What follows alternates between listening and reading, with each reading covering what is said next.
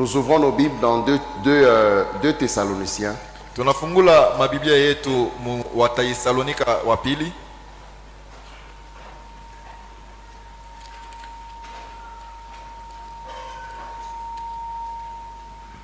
Deux Thessaloniciens chapitre 1er. Wa Thessalonika wa pili sura yake ya kwanza. Le verset 11. Shairi yake ya 11. C'est pourquoi nous prions continuellement notre Dieu pour vous, qu'il vous trouve digne de l'appel qu'il vous a adressé, et que par sa puissance, il fasse aboutir tous vos désirs de faire le bien et rendre parfaite l'œuvre que votre foi vous fait entreprendre. Ainsi, le Seigneur Jésus sera honoré en vous et vous serez honorés en lui. Ça sera là un effet de la grâce de notre Dieu et du Seigneur Jésus. On va prendre Louis II, s'il vous plaît. Tachukua Louis II, nawasi.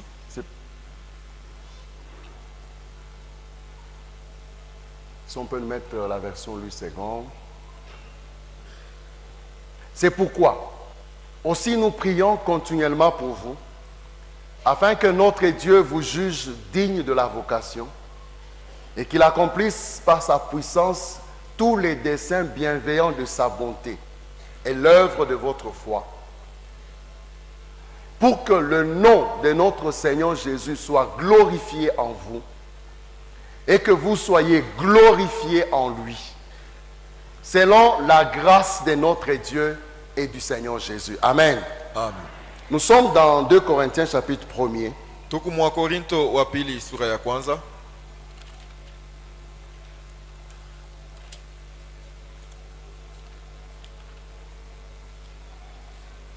De Corinthiens chapitre 3, je m'excuse, le verset 18. Wa Korinto wa pili sura ya tatu. 2 Corinthiens 3, 18. Et nous tous qui, le visage découvert, contemplons comme dans un miroir la gloire du Seigneur, nous sommes transformés en son image dans une gloire dont l'éclat ne cesse de grandir. C'est là l'œuvre du Seigneur, c'est-à-dire de l'Esprit. Et au chapitre 4, le verset 3, et si notre évangile demeure voilé, il ne l'est que pour ceux qui vont à la perdition. Pour les incrédules, le Dieu de ce monde a aveuglé leur esprit et les empêche ainsi de voir briller la lumière de l'Évangile qui fait resplendir la gloire de Christ. Lui qui est l'image de Dieu. Quelqu'un dit Amen. Amen. Nous sommes dans 2 Jean, 1 Jean chapitre 3, le verset 2. 1 Jean Yohane wa kwanza chapitre 3. sura ya tatu. Et c'est par là que nous allons commencer. 1 Jean 3, 2. Yohane wa kwanza sura ya tatu mstari wa pili.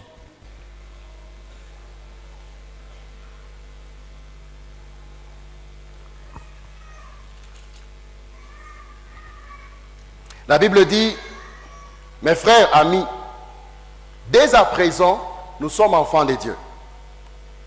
Et ce que nous serons, un jour, n'a pas encore été rendu manifeste.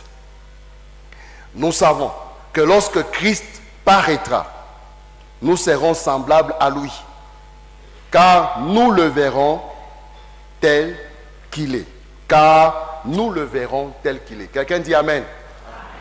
Romains chapitre 8, Wa Roma 8, le verset 29.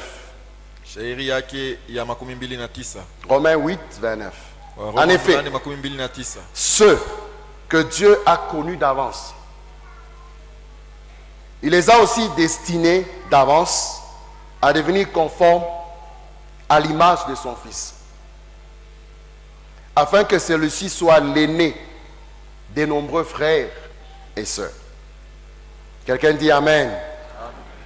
Nous parlons ce soir manifester la gloire de Dieu. Na tunaongea magharibi ya leo juu ya kuonesha utukufu wa Mungu. Nous sommes appelés Tumeitwa en tant qu'enfants de Dieu kama watoto wa Mungu à manifester la gloire. kuonesha utukufu wa Mungu. Quelqu'un dit Amen. Et nous croyons ce soir par l'Esprit de Dieu na tunaamini magharibi ya leo kwa roho qui ya te Mungu donne la sagesse et l'intelligence ambaye anatupatia hekima na akili afin de comprendre sa pensée pour toi et moi ce hivi soir. tuelewe wazo juu yako wewe Nous na avons mimi lu dans magharibi. 1 Jean chapitre 3, Tulisoma Yohana wa kwanza sura le ya verset 3 2. shairi ya Dit, pili. maintenant Sasa que hivi nous sommes devenus enfants de Dieu, tumekuwa watoto wa Mungu, c'est que nous sommes kile ou tuko c'est que nous serons au kile tutakuwa n'a pas encore été manifesté. bado akiaonekanika, Mais lorsque cela sera manifesté, na wakati kitaonekanika nous serons semblables à lui. tutafanana naye. Pourquoi? Juu ya nini? Parce que nous le verrons Kwa maana tutamuona tel qu'il est. vile eko. Est-ce que vous savez Eti mnajua que le but ultime, shaba kamili, le but ultime de Dieu, kifukuzio kenye kya mwanzo kya Mungu c'est de vivre éternellement avec lui dans la félicité. ni kuishi milele kwake yeye Mungu. Quelqu'un dit Amen. Le but, Shaba c'est que toi et moi, sema wewe na mimi nous ne devons pas oublier tushisahau kamwe que nous allons tutenda vers lui, kwake le yeye, rejoindre. tutenda kutana naye Et nous le verrons na tutamuona face à face. uso kwa uso. Nous le verrons. Tutamuona Le Père de gloire, Baba wa utukufu, le Maître de l'univers. Bwana wa ulimwengu. Un jour, Siku nous moja le verrons. tutamuona, Pas dans une vision, hapana ndani ya onyo, pas dans un rêve, hapana mundoto, mais dans la réalité. lakini mukuonekanika Un kwa maneno. jour, nous le verrons. Siku moja tutamuona. Ne rate jamais ce Hapana moment-là. kushinda kukua kwa ile siku. Un jour, Siku moja nous le verrons tutaonana dans naye toute sa gloire. mu utukufu wake. Tout ce dont Jean nous a raconté, Yote ambaye Yohana assis alituonesha, sur le trône de la majesté mwenye divine, kuikala pakiti ya il est enzi ya entouré par les 4 êtres mwenye vivants, kuzunguka na les viumbe 24 ine vieillards, vilivyo hai, des na wazee milliers makumi mbili na d'anges ine na wa- qui chantent malaika dans une milioni. gloire, dans une sainteté inouïe. wanaimba mutukufu na utakaso Mais moja est-ce ya que tu sais que eti unajua kwamba nous le verrons? tutamuona, Nous le verrons. tutamuonaka. C'est pourquoi Ndio maana tu peux tout rater, unaweza kukosa vyote, mais pas ce moment-là. lakini hapana ile wakati. Ne rate pas ce moment-là. Usikose Ma ile sœur, wakati. ne rate pas ces Dada, instants. usikose ile Un wakati. jour, tu verras Dieu. Siku moja utamuona Mungu. J'ai eu de la difficulté à le définir, Nilikuwa na magumu mais kumufafanua je le verrai. ya kwamba mimi, Les lakini yeux nitamuona na le verront. macho yangu Tes itamuona. yeux Macho le yangu verront. itamuona. Nous le contemplerons face à face. Tutamutambua uso kwa Est-ce que uso. tu comprends de quoi je parle? Eti unaelewa bien? Nous Nasema, le contemplerons. tutamutambua Comme avec les 4 vivants, les 24 vieillards et Wale- tous les anges, wazee nous ine, serons là dans la félicité, wamalaika, en train de umilele, l'adorer 24 heures sur weko na 24, mabudu, habillés siku mzima, dans des robes wenye éclatantes. Nous kuwa, serons comme des makanzu, anges, meremeta, nous tutakuwa allons kama briller comme des étoiles, tutakuwa nous kama manyota, marcherons sous l'eau, tutatembea pa mazahabu, nous serons chacun aura sa couronne de kila mmoja atakuwa récompense. na tai Nous serons dans la taji yake. félicité, Tutakuwa dans ndani une ya umilele. gloire. L'impureté n'a pas de Ndani ya place, utukufu. la maladie n'a pas de place, Magonjwa la haina pauvreté nafasi. n'aura pas de place, Maskini haitakuwa la na maladie n'aura pas de place. Magonjwa haitakuwa Je na ne nafasi. peux pas rater ce moment-là. kukosa Je ile ne wakati. raterai pas Sitakosa. ce moment-là. Vois Dieu. ile wakati kumuona Mungu. Vois Dieu. Kumuona Mungu. Est-ce que tu peux t'imaginer, on Eni- te dit demain tu vas voir le président de Unaweza la kufikiri, République, kesho tu vas banakusha- bien t'habiller. kesho utamwona rais wa jamhuri, Le jour utakuwa na qu'on va mzuri. dire, qu'on a dit à Joseph, Siku walimwambia tu Yusufu, vas voir Pharaon, Utamwona on l'a Pharaon. habillé, on l'a lavé, Walimuvika on l'a na habillé, kunausha mai. une robe qui n'a jamais nouvelle. Kanjo propre. moja alikuwa sijavalaka mupya. Mais ça sera pareil. lakini itakuwa vile. La Bible dit, Biblia inasema au son de la trompette, kwa kuria kwa baragumu nous le rencontrerons dans les nuées. tutakutana naye muwingu, Nous le rencontrerons. tutakutana Le naye. roi de gloire. Bwana wa utukufu, Nous le verrons. tutamuona. En fait, ça ne sera Ndugu. pas dans une vision. haitakuwa muonyo. Je ne te parle pas d'une vision. Mimi sikwambie Je mambo te ya onyo. parle d'une réalité Nakwambia mambo ya qui ukweli. s'en vient. Itakuwa Nous le verrons tutamuona dans la félicité. Mu milele. Nous marcherons dans la gloire. mutukufu. Ça, c'est la finalité. Hiyo ndio mwisho. Mais est-ce que vous savez Eti mnajua que cette gloire ile utukufu a commencé dans l'éternité ilianza mu milele et continuera dans na l'éternité? itaendelea tena mu milele. Elle a commencé dans l'éternité ilianza mu milele et continuera dans l'éternité. Et Je ne veux pas dire finira dans l'éternité, Sipenda kusema mais itamaliza je te dis, ndani ya elle a umilele. commencé dans l'éternité Nasema ilianza mu milele et continuera dans l'éternité. Itaendelea Parce que la Bible dit Tu Biblia qu'il inasema- nous a choisis avant la fondation du monde. alikuchagua mbele ya dunia iwe na misingi. C'est-à-dire Dieu t'avait prédestiné avant que tu ne sois né. Mungu alikuita kabla C'est-à-dire- hata kuzalikwa. Ton existence, Kuishi ta kwako. gloire a commencé dans l'éternité. Utukufu ilianza mu milele. Et ça continue jusqu'aujourd'hui. Tunaendelea mpaka Ah, leo. bien aimé, Pendwa- j'aimerais dire à quelqu'un, n'ira pas à ce Nitakwambia moment-là. mtu ile wa- Ça sera la gloire parfaite. itakuwa utukufu moja La mzuri sana. gloire parfaite. Utukufu moja Il mzuri n'y aura sana. pas de crise. Kutakuwa Il n'y aura kukosewa. pas de crise. Hakutakuwa Il n'y aura kukosewa. pas de turbulence. Hakutakuwa Tout ce que nous kufuruko. connaissons dans la société, Yote tunaishi tout ce que le kujamii. monde nous donne Yote aujourd'hui, dunia inatupa tout ce que leo. le monde nous présente aujourd'hui, dunia inatolea là, leo. il n'y en aura Kule, pas. habitakuya. Ce n'est pas un chimère. Haiko. Ce n'est pas de l'utopie. Haina bongo, Ce n'est haina pas une wazo illusion. kule. Haina C'est wazo. une réalité. Ni ukweli wa maneno. C'est une réalité, mon frère. Inakuwa ukweli wa maneno. C'est là que nous allons. Jo kule tukunaenda. Mais maintenant, Jean dit ceci. Sasa Yohana anasema hivi. Puisque cela n'a pas encore été, Vile haiyafika qu'est-ce qui se passe aujourd'hui? ni nini napitikana C'est leo? là que nous partons. Jo ile kule tukunaenda. Puisque cela Kwa maana ile n'a pas encore été, haiyakuwa c'est-à-dire le voir ni kusema tel qu'il est. kumuona vile iko. Ça s'est passé, ça a commencé dans l'Ancien Testament. Ilianza mwagano za kale. Regardez, Tazameni. dans l'Ancien Testament, Mwagano za kale Moïse, là, Dieu descendait au milieu de son peuple. Mungu alianza kushuka kati ya taifa Et yake. la personne qui était habilitée, c'était Moïse. Na mtu ule alistahili kukutana naye ni Musa. Tu ne pouvais même pas t'approcher de la montagne. Hauwezi hata kukaribia kwa Tu ne pouvais mlima. même pas toucher la montagne. Hauwezi hata kugusa mlima. Tellement que la gloire, Zaidi utukufu. vous savez, Unajua la gloire de Dieu, utukufu wa Mungu ce qui est merveilleux, ile inakuwa ya c'est damani. que quand tu es devant la gloire de Dieu, Kama uko mbele ya utukufu ya Mungu, tout ce qui est caché est mis à nu. yote ilikuwa yenye kufichama inaonekanika C'est wazi. pourquoi il ne pouvait même pas s'approcher de Dieu. Ndio maana bakuweza C'est comme kumkaribia. l'impression, je suis tellement impur. Sema niko anaona Je sasa ne niko pouvais mchafu pas sana. m'approcher de Siwezi lui. kumkaribia. Et Moïse pouvait voir la gloire de Na Dieu. Musa aliweza kuwa na Et utukufu wa en Mungu. sortant Na de la montagne, toka kumulima, son visage uso wake brillait ilianza kumeremeta. au point où les gens Hata mkipimo ne watu pouvaient pas fixer son regard. hawakuanza kuangalia macho yake. Ça, c'était la... Imaginez-vous seulement Moïse. Fikiri tu ni Musa huyu. Seulement la personne de Moïse. Mpaka huyu Musa. Mais Dieu dit non. Mungu anasema hapana. Le plan était plus grand. Matengenezo yalikuwa Le plan kubwa. était plus merveilleux. Matengenezo yalikuwa ya damani. Le plan de Dieu, Matengenezo ya Mungu c'était que par Jésus, ilikuwa ni kupitia Yesu, par Jésus, kupitia Yesu, par Jésus, kupitia Yesu, toi et moi, wewe na nous mimi, puissions refléter sa tupate gloire. kuonesha Que utukufu ce ne soit wake. pas simplement par la personne de Moïse. Si kwetu kupitia Musa Je reprends. na Semulula. Ce qui était l'apanage d'un individu. Ile ilikuwa tu sehemu ya mtu mmoja. Aujourd'hui, c'est notre part, toi et moi. Leo inakuwa sehemu yetu wewe na Aujourd'hui, mimi. c'est notre partage. Leo inakuwa ni La sehemu Bible yetu. dit ceci, La Bible- que Bible nous inasema avons hivi. été sauvés. Nous avons lu dans Romains chapitre 8 Tulisoma Waroma 8 pour reproduire juu ya kuzaa l'image picha, kuonesha picha de Christ. ya Kristo. Mais regardez comment. Tazameni namna gani.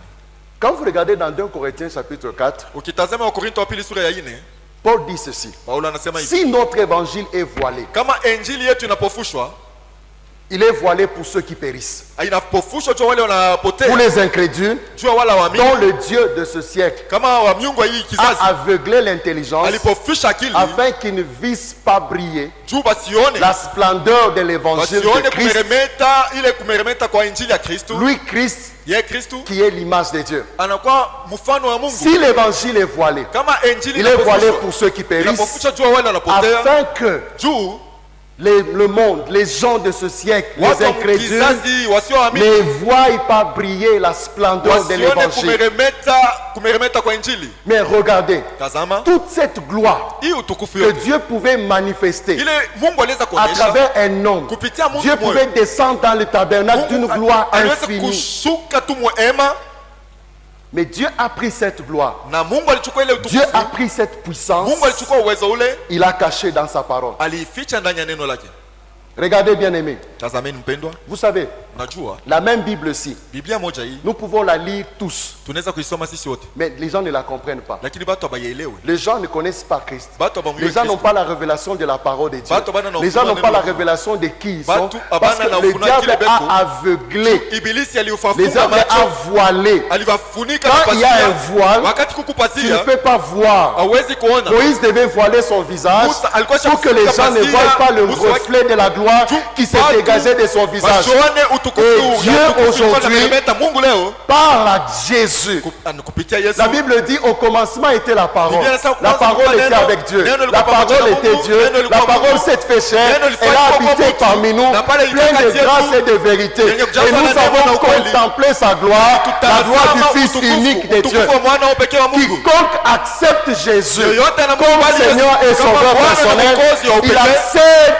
La Bible dit, Biblia inasema, nous avons, au moyen du sang de l'agneau, Kupitia damu ya libre mwanakondoo, accès dans le tunaingia sanctuaire, katika uhuru, dans la présence de Dieu. hekalu, Ce mwapo qui la était Mungu. l'apanage d'un individu. Ile ilikuwa tu Mais sehemu ya toi mtu et mmoja. moi en Jésus, Wewe na mimi ndani ya Yesu, nous avons le libre accès dans tunaweza la kuingia présence katika uhuru de Dieu. mwapo la Mungu. C'est-à-dire, Manake, nous avons libre accès par son esprit kama tuliingia kupitia roho yake à contempler Christ, kwa kumtazama Kristo mais à travers cette parole. na kupitia neno lake. Dieu prend sa gloire Mungu anachukua utukufu wake dans la personne de Christ. ndani ya umutu wa Kristo. La Bible dit, il a caché dans cette parole. Biblia inasema aliificha ndani ya neno humu. Mais pour les incrédules, Juu ya wale waamini ils ne peuvent pas hawawezi voir kuona la gloire de Dieu se refléter utukufu wa Mungu kuonekanika, parce qu'il y a comme un kwa voile maana kunakuwa kama pazia qui est porté. inakuwa basha Et avant de comprendre cela, mbele ya kuelewa ile. nous voulons revenir dans 2 Thessaloniciens. Tunataka kurudia mwa Tesalonika wa pili. 2 Thessaloniciens nous parle de deux choses importantes. Wa Tesalonika wa pili wanasemeza vitu viwili vya Nous lazima. parle de l'appel de Dieu Inasema juu ya mwito ya Mungu et nous parle de la continuité de cet appel par les œuvres de la foi. na inasema kuendeleshwa na hiyo mwito kupitia matendo la imani. En ajoutant ceci, Mkuongeza hiki afin que le nom de Dieu soit glorifié hivi, jina la Mungu itukuzwe et que vous soyez également glorifiés. na nyinyi pia mpate kutukuzwa. Deux étapes importantes. Hatua mbili ya lazima: Que le nom de Dieu soit glorifié jina la Mungu itukuziwe en nous ndani yetu, pour qu'à notre tour, hivi nasi pia nous soyons glorifiés. tutukuzwe, Pour qu'à notre tour, hivi nasi pia nous soyons glorifiés. tutukuziwe. Première chose, Kitu ya kwanza, tu ne peux pas hauwezi manifester kuonesha la gloire de quelqu'un, utukufu wa la Mungu, gloire wa de mtu, Dieu, utukufu wa si Mungu elle n'est pas en toi. kama ina ndani yako. Je réponds. Nasema lula, Tu ne peux pas hauwezi manifester kuonesha la gloire de Dieu utukufu ya Mungu si elle n'est pas en toi. kama aina ndani yako, Si elle n'est pas en toi. kama ina ndani yako. Regardez bien la Bible. La Tazameni Bible elle vizuri est claire. Biblia iko wazi. Afin que le nom de Dieu Hivi jina la Mungu soit glorifié, itukuziwe, pour que à notre tour, hivi nasi wakati yetu en Jésus, ndani ya Yesu nous soyons glorifiés. tutukuziwe pia. C'est-à-dire, Nikusema je ne peux pas siwezi être glorifié, je ne peux pas kutukuziwa, vivre la gloire de siwezi Dieu kuishi si utukufu wa au Mungu préalable, kama kumwanzo cette gloire n'est pas en moi. hii utukufu haina ndani yangu. Non, Hapana, ça ne marche pas. abiendeke. Donc il y a un préalable. Kuko kitu ya Il mwanzo, faut d'abord Tafadhali que kwanza, le nom de Dieu na jina la Mungu soit glorifié. itukuziwe. Maintenant, regardez. Sasa tazameni Comment il dit qu'il faut que le nom de Dieu soit namna gani glorifié. anasema na tafadhali jina la Mungu Quand vous itukuziwe. regardez dans la Bible, Tazame il y a un Biblia, processus. kuko La mwenendo Bible dit, moja. ceux qu'il a connus d'avance, Sasa wale aliwajua il mbele les a appelés. aliwaita, Ceux qu'il a appelés, wale aliita il les a justifiés. aliwahesabia Ceux haki, qu'il a wale justifiés, alihesabia haki il les a glorifiés. aliwatukuza. C'est-à-dire, Maana yake la glorification kutukuziwa ne peut pas précéder la justification. haiwezi kutangulia kuhesabiwa haki. Tout commence par l'appel. Yote naanzia mbele na mwito. C'est pourquoi la Bible dit, Ndio maana Biblia il faut que inasema, vous soyez trouvés dignes de sa tafadhali vocation. upate kuonewa Et l'appel de Dieu commence par le salut. na mwito wa Mungu inaanzia na Dès le wokovu. moment Tokea où wakati tu as accepté Jésus comme ulichika Seigneur et Yesu Sauveur, kama Bwana na Mwokozi, nous entrons dans le processus de la glorification. tunaingia mu mwenendo wa kutukuziwa. Dès le moment où tu acceptes Jésus, Tokea wakati ule unamkubali Yesu c'est na le kuitika, premier pas. njo hatua ya C'est kwanza. lui l'initiateur. Ni yeye njo mwanzishi. Dès le premier pas, tangia hatua ya tu as kwanza accepté Jésus. Unamuitika C'est pourquoi Yesu il faut être sûr ndio maana inapaswa que kuhakikishwa Jésus est dans ta vie. ya kwamba Yesu kwa maisha yako. Sois sûr. Uwe na hakikisho, Ne t'imagine pas. hapana Ne kuwaza, pense pas. hapana kuzania. Être à l'église ne signifie pas être chrétien. Kuya kukanisa aiseme kwa Servir Kristo, Dieu ne signifie pas être chrétien. kutumikia Mungu si kusema kwa Kristo. Rassure-toi que Jésus est en toi. Hakikisha kwamba Yesu yuko Mon ndani frère, yako. rassure-toi. Ndugu, hakikisha. Rassure-toi qu'il est en toi. Hakikisha sema kwa ndani yako. Rassure-toi qu'il est en toi. Hakikisha S'il sema n'est ndani pas en yako. toi, Kama ana ndani yako, tu n'es pas candidat à la gloire de Dieu. hauitwi kuona utukufu ya Mungu. C'est là que ça part. Ndio pale binanzia. Dieu ne peut pas se glorifier dans la vie de quelqu'un qui ne lui appartient Mungu pas. hashawezi kujitukuza maisha ya mtu ambaye ana wake. Non, Hapana. non. Hapana. Tu ne peux pas Ah oui. le voir Kumwona. se manifester Mekanika et dans un processus de gloire en gloire mwenendo moja utukufu moja mpaka utukufu mwingine s'il n'est pas en toi. kama ana ndani yako. C'est pourquoi tout commence par la nouvelle naissance. Ndio maana yote yanaanza na kuzalikwa upya. En ce moment-là, Pale l'Esprit de Dieu vient en toi. roho ya Mungu inakuwa Quand ndani yako. l'Esprit de Dieu entre en nous, Wakati roho ya Mungu inaingia ndani il nous yetu, révèle Christ. inatufunulia Kristo. C'est l'Esprit de Dieu qui te révèle Dieu. Ni roho ya Mungu C'est inakufunua l'Esprit de Mungu. Dieu qui te montre comment suivre Dieu. Ni roho ya Mungu C'est inakuonyesha l'Esprit namna de Dieu gani kufuata en Mungu. nous qui nous fait. La Bible dit, il Roho vous ya Mungu conduira, ndani yetu, il vous montrera. atatu- C'est lui. atatuongoza, Mais pour que atatuongoza. l'Esprit de Dieu Yeye. soit en toi, Juu roho ya Mungu iwe ndani il yako. faut accepter Jésus. Tafadhali kumuitika Yesu. C'est incontournable. Hawezi kwenda hapo ngambo ingine. Rassure-toi que tu as Jésus, mon frère. Hakikisha kwamba uko na Yesu ndugu. Rassure-toi que Christ est en toi. Ukihakikisha Et Kristo si tu n'es ndani pas yako. sûr, Na kama unaona ce hakikisho, soir, je mangalia veux que tu prennes la décision napenda uchukue d'accepter mpango Jésus comme ton ya Seigneur et kumuitika Sauveur. Yesu kama Bwana na Mwokozi wako. Ne dis pas non, non, le nombre d'années que j'ai à l'église, oui. Miaka mingi niko nao mkanisa, ndio. Mais il ne faut pas qu'au dernier jour, Hapana siku ya mwisho je te dis, je ne te connais pas. Yesu asema sikukujua. Même toi qui me suis, Hata uko unanifuata. tout commence par là. Yote inaanzia pale. Vous savez, des fois nous allons dans les églises, on nous parle de la gloire, de la puissance de Dieu. Unaona mara nyingine tunaenda makanisa banasema juu ya Mais utukufu ça uwezo wa commence par Mungu. le salut, ça commence par la nouvelle naissance, Lakini vinaanza ça commence na par la kuzaliwa upya. conversion, Inaanza ça commence mbele na par kukiri. accepter Jésus Inaanza na comme kukutika Seigneur et Yesu Sauveur kama personnel. Bwana na Mwokozi C'est wa pourquoi les gens sont dans les églises Ndio maana bantu à la wako recherche de makanisa, miracles, wako natafuta à la recherche miujiza, de signes, à la wanatafuta recherche de malama, prodiges, wanatafuta mais ils ne sont maishara. pas convertis. Lakini habayaamini. Ils ne sont pas convertis. Habayaamini. Les gens ne sont pas convertis. Watu Il n'a habayageuka. jamais donné sa vie à Jésus. Hayazoeka maisha yake Mais kwa Yesu. il veut que Dieu le bénisse. Anapenda Mungu Il veut que ambariki. Dieu se manifeste. Anapenda Mungu Il veut que ajionyeshe. Dieu se glorifie. Anapenda Mungu Mais ajitukuze. ça commence par là. Lakini binaanziaka La pale. nouvelle naissance. Kuzalikwa upya. Il n'est jamais trop tard, mon frère. Haiyakuwa nyuma ndugu. Il n'est jamais trop tard. Haiyakuyaka Ce nyuma. soir, prends la décision. Magharibi leo chukua Je dis, mpango. Seigneur Jésus, Ya kusema Bwana j'étais à Yesu. l'église pendant Mimi longtemps. nilikuwa mkanisa Mais ce soir, je muda sais mrefu, lakini que magharibi je leo dois t'accepter mimi naona comme sema, Seigneur et napaswa Sauveur. kukuitika kama L'Esprit Bwana na de Dieu Mwokozi. vient en toi. Roho ya Mungu inakuwa ndani yako. Tu es régénéré, Unauzalika recréé upya, en unaumbiwa ce upya. moment-là Na pale, par l'Esprit de Dieu. kupitia roho ya Tu Mungu découvriras Christ dans toute sa gloire et utakula dans toute Kristo sa mkufu puissance. wake wote na uwezo wake wote. Quelqu'un dit Amen. Amen. Quelqu'un dit Amen. Et quand nous acceptons Jésus, Na wakati tunamwitika Yesu, c'est une marche qui commence. inakuwa ni mwendo inaanza. Et la Bible dit ceci, Biblia inasema hivi, la gloire de Dieu, utukufu wa dans Mungu sa spécificité, ndani ya upekee wake elle va d'un degré à un degré plus inaenda grand. mkipimo moja mpaka kipimo moja kubwa. Dans la spécificité des Ile choses, upekee wa Yesu, la Bible dit, Biblia nous inasema, sommes transformés à la même tumebadilishwa image de gloire mwile en hali moja ya gloire. utukufu mpaka utukufu C'est-à-dire, mwingine.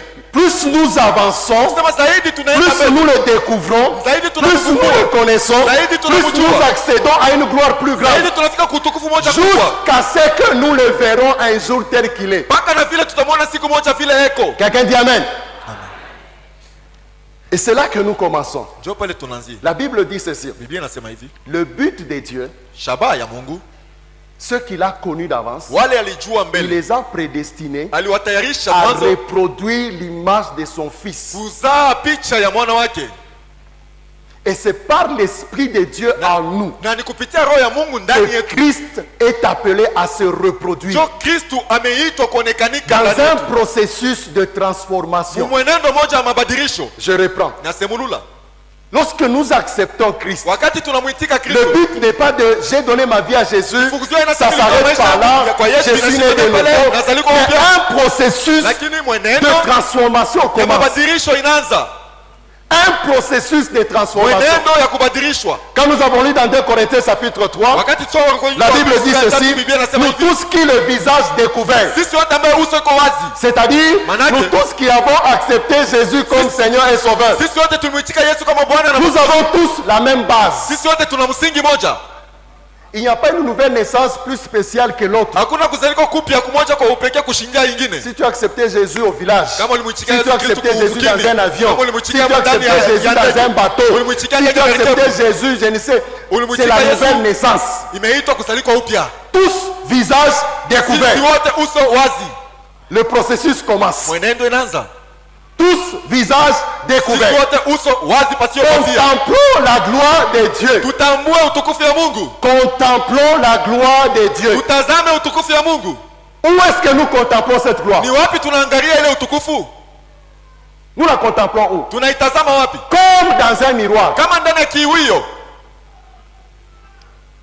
Moïse Musa contemplait la gloire de Dieu avec face à face. alianza kuona utukufu wa Mungu uso kwa uso. Moïse n'avait pas besoin d'un... Moi, c'est pas un rêve, c'était face à face. Musa haikuwa mundoto, ilikuwa ni uso kwa Mais uso. pour toi et moi, Wewe na mimi c'est pas encore face à face. haiyakuwa mbele uso kwa Mais uso, c'est macho d'abord kwa dans macho. un miroir. Ingali mbele kama mkiwio.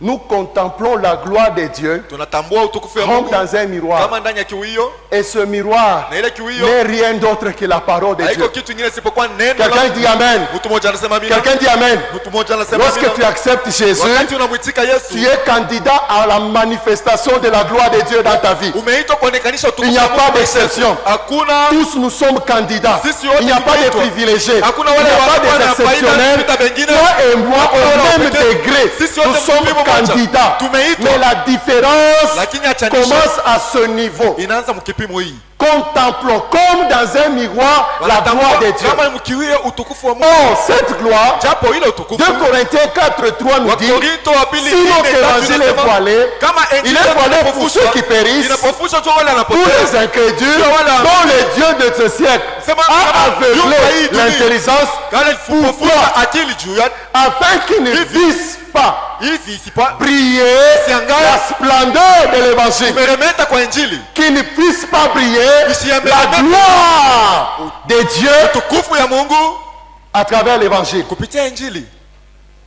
qu'ils ne vissent pas briller Isiangalishe la gloire de Dieu. utukufu wa Mungu. Maintenant, toi et moi, Sasa wewe na mimi. le voile est découvert. Mauso Le voile est ôté. Pazia isha C'est-à-dire, je peux voir, tunaweza je kuona. peux voir, Naweza kuona. je peux voir Naweza la kuona. gloire de Dieu Utukufu ya par Mungu. l'évangile. Kupitia Je injili, peux voir naweza la kuona. manifestation de la gloire de Dieu. Kuonekanika kwa Je utukufu peux wa Mungu. voir. Naweza kuona. Mais la Bible dit, Biblia inasema nous contemplons tunaona, tunaangalia comme dans un kama miroir ndani ya kiwio la gloire de Dieu. utukufu ya Mungu. Vous savez, Mnajua Dieu est prêt. Mungu yuko tayari. Rassure-toi mon frère. Ujihakikishe ndugu. Il n'y a personne ici. Hakuna mtu hapa. Il n'y a personne ici Hakuna mtu hapa. qui est plus privilégié que Dieu, que toi, Anakuwa na faida kukupita par wewe. rapport à la gloire de Dieu. Kuambatana na utukufu ya Mungu.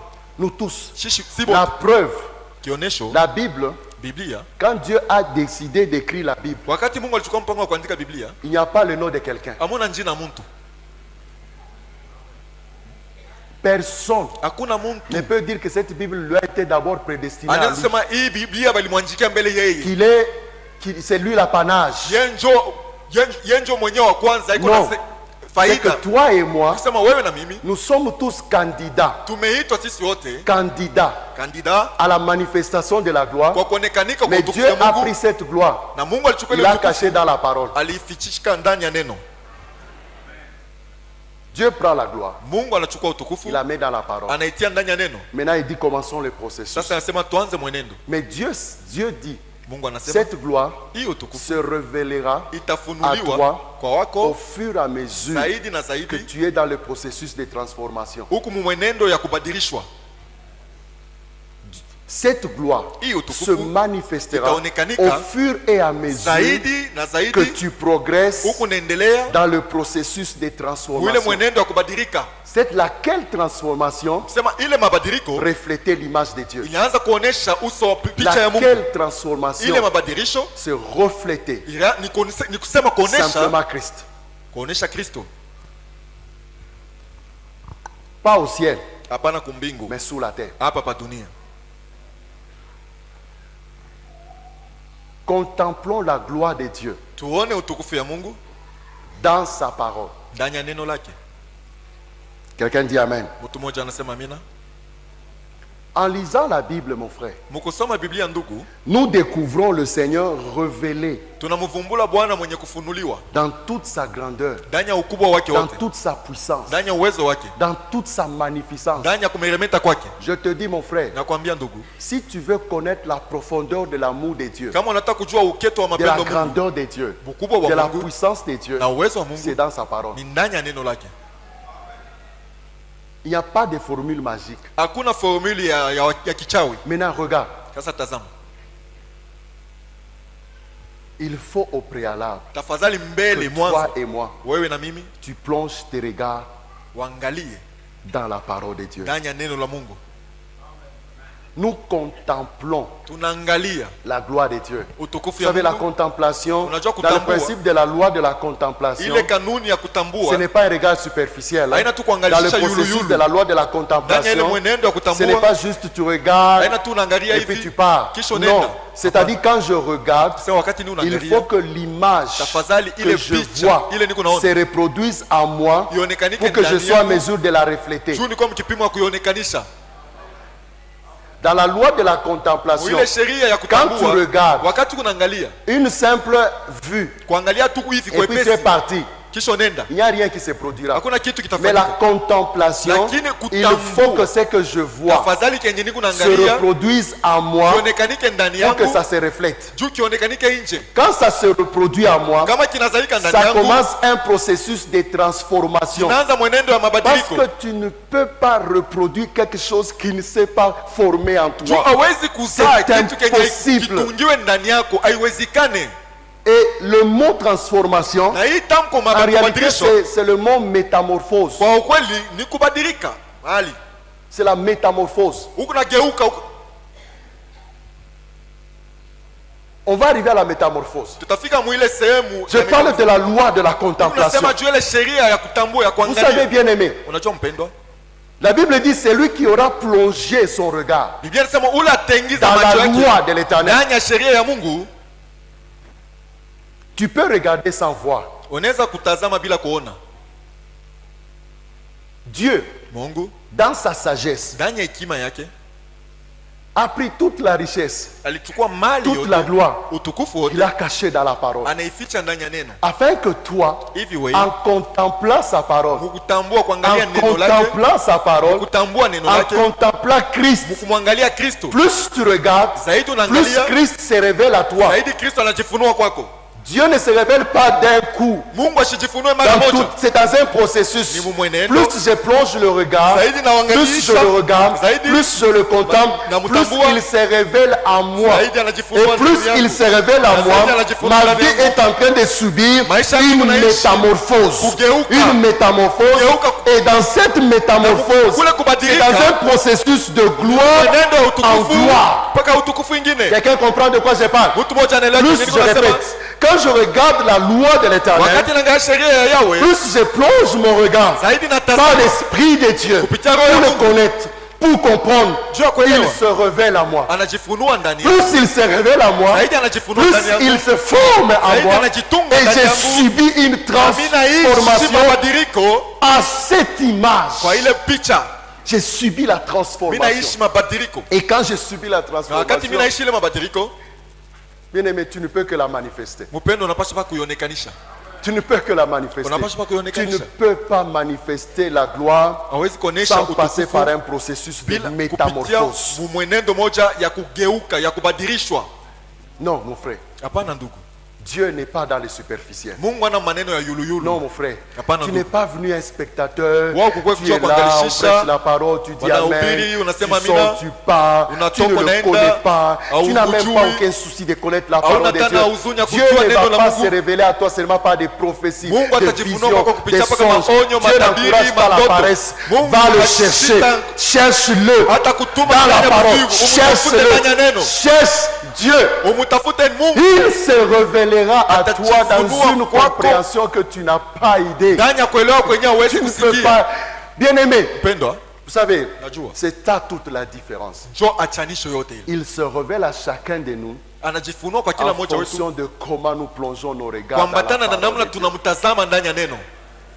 C'est pourquoi nous ne sommes pas les mêmes. Ndio maana tuna sawa sawa. Tous nous avons prié de quelle heure? Ça a commencé à 16h, à 15h. Si wote tulianza kuomba tangia 15 On va dire Amen. tutasema mina. Nous partons. Tunaenda. Si tu sors, Kama unatoka, pour toi tout s'arrête. vyote vinaisha pale. Rien, c'est fini. Kunaisha. Rien. Hakuna kitu. Vous savez, des fois, Unaona mara vous nyingine. savez, moi j'étais dans un environnement. Mimi nilikuwa mazingira moja, À un moment donné, tu pries. wakati unaomba. Seigneur, parle-moi. Vous savez, moi, tu as besoin que Dieu te parle. Bwana ongea kwa nami. C'est vrai, dans d'autres cieux, tu regardes, il n'y a pas de prophète. Unaangalia Il n'y a fasi pas de nyingine hakuna prophète. banabii. C'est pourquoi ailleurs, là, les gens ont des prophètes en Afrique. Joka kule batu weko na banabii mu Afrika. Il a des prophètes en Afrique. Eko na banabii yake mu Il Afrika. appelle le prophète. Anamuita Prophète, nabii prie wake. pour moi. Nabii unyombe. Parce que tu vas les voir où? Utamona wapi? Il a le prophète en Afrique. Mungu anabii Que mu Dieu lui Afrika. parle. Mungu. Mon frère, il t'est déjà arrivé, tu ne vois rien, tu ne sens Ushafika rien. aone Rien. kitu, aushike kitu. Mais plus tu plonges ton regard dans la parole Sahi de Dieu, tunasoma tu neno la le Mungu. lis. Unaisoma. Bien-aimé, est-ce qu'il t'est déjà arrivé Kisha kukufikiaka? un même verset que tu as toujours lu? Shairi moja Mais moja ce unasoma. jour-là, c'est comme un rhéma. Lakini ile siku inakuwa C'est kama comme rema. un rhéma. Inakuwa kama C'est tout ufunuo. ce qu'il te fallait. Joy- Et la prière est déclenchée. Maombi Des inaanzika. fois, Dieu nous cherche. Mungu Dieu nous cherche. Mungu anatutafuta. Mais dans sa parole. Lakini ndani ya neno Dans lake. sa parole, mon Ndani frère. ya neno lake ndugu. C'est dans la parole, mon frère. Ni ndani ya neno ndugu. Et c'est là que Dieu t'attend. Njoo kule Mungu anakungojea. Toi, tu l'attends dans les visions. Uona Toi, tu l'attends dans les révélations. Unamongojea mu Il t'attend dans sa parole. Anakungojea mu C'est neno là lake. que tu vas le connaître. Njoo kule Et utamjua. plus tu le connais, Zaidi unamjua, plus tu le reproduis. zaidi unatosha kile yako. Tu le reproduis. Et Unatosha quand hali tu le yake. reproduis, Na wakati tu ne unatosha hali peux yake, que manifester sa gloire. unapaswa kuonekanisha utukufu wake. Le principe est celui-ci. Kanuni ni hii. Tant que le nom de Dieu n'est pas glorifié en toi, Kama jina la Mungu haitukuzwe tu ndani ne yako, peux pas être glorifié en lui. na wewe hawezi kutukuziwa ndani C'est yake. ça le principe, mon frère. Njoo kanuni ndugu. Mais la glorification est un processus. Lakini kutukuziwa nako inakuwa ni mwenendo. Ce n'est pas une imposition des mains. Haina kutiliwa kwa mikono. C'est un processus. Ni mwenendo, Et dans ce processus, na mwile mwenendo c'est à travers sa parole. ni kupitia neno lake. Nous tous qui, Shibota. le visage découvert, Uso ambayo iko wazi. contemplons Tunatambua comme dans un miroir kama ndani ya kiu hiyo la gloire du Seigneur, utukufu ya Bwana, la loi de la contemplation. utukufu ya kutambua. Vous savez, Ile sheria ya j'ai kutambua. réalisé Niliona que Dieu, Mungu on ne le connaît pas. atumjui. Nous connaissons Dieu en fonction de ce qu'on entend. Tunamjua Mungu kufuatana na vile tukunashikia. Dis-moi, Unyambie,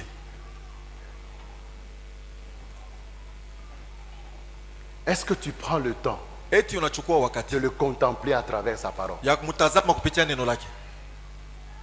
C'est plus comme dans l'Ancien Testament, Haina kama où mwagano on za pouvait kale. voir Moïse, la gloire descend. Non. Kule baliweza kuona Musa utukufu Aujourd'hui, unashuka toi hapa. et moi, nous avons le privilège, Leo na wewe par ni l'Esprit de tunafasili Dieu, kupitia roho en ya Mungu. chacun de nous, Kupitia kila le mmoja même wetu. esprit. Roho moja C'est moja le wetu. même Saint-Esprit Ile Roho qui Mtakatifu est en moja, chacun iko de ndani nous. ya kila Et mmoja c'est wetu. par l'Esprit, Yani kupitia à Roho, travers la parole, kupitia que neno, tu découvres Christ Njoo na dans mvumbula ta Kristo, gloire ndani et ya dans une utukufu, gloire plus grande. na ndani ya utukufu moja kubwa.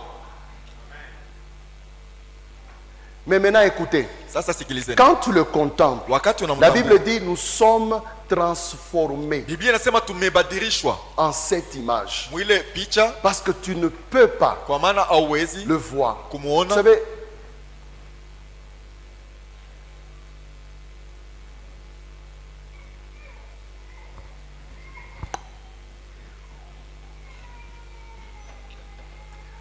l'onction de Dieu Mafuta ya Mungu, ne peut pas, moi j'ai toujours dit, mimi nasemaka, l'onction de Dieu dans ma vie mafuta ya Mungu mu maisha ne yangu peut pas toucher les gens, haiwezi kugusa bantu, ne peut pas transformer les vies des gens haiwezi kubadilisha maisha ya bantu sans au préalable me transformer. kama mimi mwenyewe hayanibadilisha. Non. Hapana. Et quand vous regardez l'onction, Kama unatazama dans la mafuta, composition de l'onction, kile vous mafuta allez iko, vous rendre compte utatambua que chaque portion kila sehemu était tellement importante. ilikuwa ya lazima L'onction sana. de Dieu Mafuta ne ya peut Mungu pas toucher les gens, haiwezi kugusa bénir bantu les gens, kubariki si bantu. moi-même, Kama mimi mwenyewe elle ne me transforme pas. Il y a Hayanibadilisha. quelque chose qui ne marche kuko pas. kitu moja kiendeke. Non. Hapana. Dieu veut ma transformation. Mungu anapenda mbele Dieu mimi veut ta nibadilishe. transformation. Mungu anapenda Et c'est nibadilishe. d'une transformation d'une gloire à une Nibadilishe gloire plus moja grande. kwa utukufu moja mpaka utukufu C'est-à-dire moja tu ne kubwa. peux pas être 10 ans à l'église et rester la même personne. Hawezi kubakia miaka 10 mkanisa kupaka mtu moya moya ule. 10 ans Miaka à 10 l'église. mkanisa. Tu ne changes pas. Augeuke. Il y a quelque chose qui ne marche pas. Kwa kitu kimoja kiendeke. C'est impossible. Haiwezekani. Bien-aimé, je vous dis la vérité. Nawaambia ukweli. Vous savez, Dieu Unaona Mungu? Dieu n'aura personne pour l'accuser. Mungu hata kwa na mtu la tamshitaki. Personne. Hakuna mtu. Si j'ai échoué Dieu, Kama mimi nashindwa c'est Mungu, parce que tu ne m'as pas donné la Bible. ni njoo kunipatia Biblia.